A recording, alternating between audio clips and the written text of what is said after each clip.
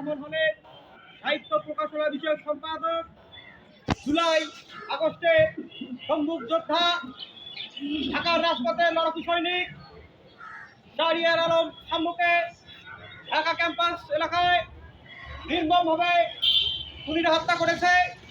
তার ওই প্রতিবাদে বাংলাদেশ জাতীয়তাবাদী ছাত্রদল সরকারি আলিমুদ্দিন দলের শাখা কেন্দ্র ঘোষিত আজকের এই প্রোগ্রামে প্রতিবাদ ও সমাবেশ অনুষ্ঠিত হচ্ছে।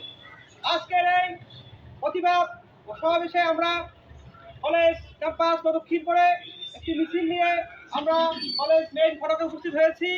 এই পর্যায়ে আজকে আমাদের মাঝে সাম্য যে হত্যা হয়েছে তার প্রতিবাদে আমরা এখানে একত্রিত হয়েছি।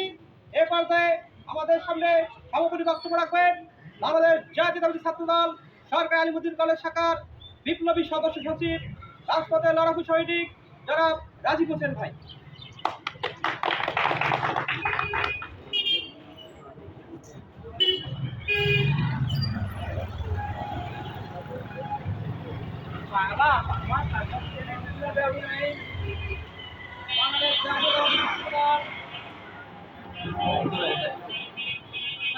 জাতীয়তাবাদী ছাত্রদল কেন্দ্রীয় বিষয় কর্মসূচির অংশ হিসাবে আজকে সরকারি আলিমুদ্দিন কলেজ ছাত্রদলের প্রতিবাদ সমাবেশে উপস্থিত নেতৃবৃন্দ সবাইকে সংগ্রামী শুভেচ্ছা ও অভিনন্দন।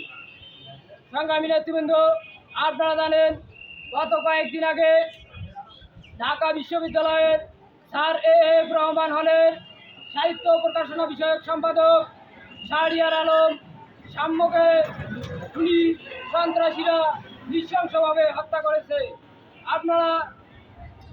আমরা লক্ষ্য করতে পারছি যে এই হত্যাকাণ্ডের সাথে যারা জড়িত আছে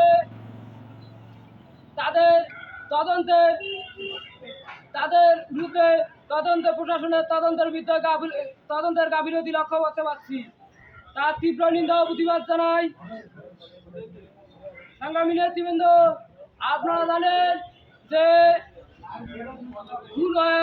কয়েকদিন পেরিয়ে গেছে, তারপরও এখনো মূল ঘাতককে প্রশাসন গ্রেপ্তার করতে পারে নাই।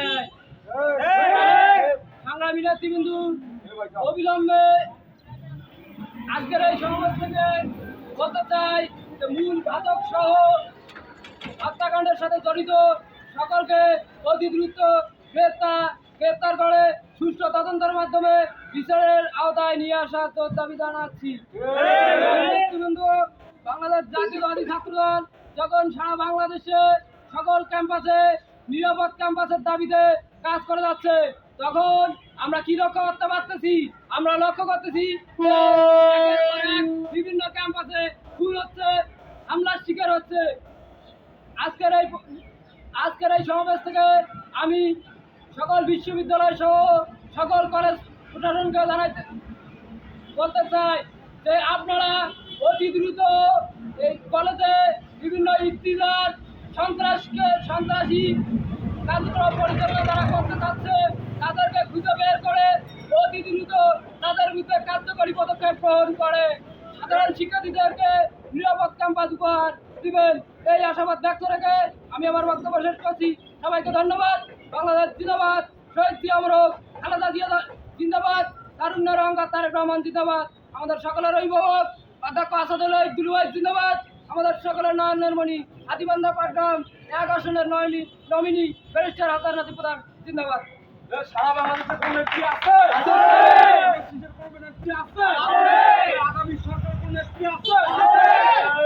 সেই নেত্রী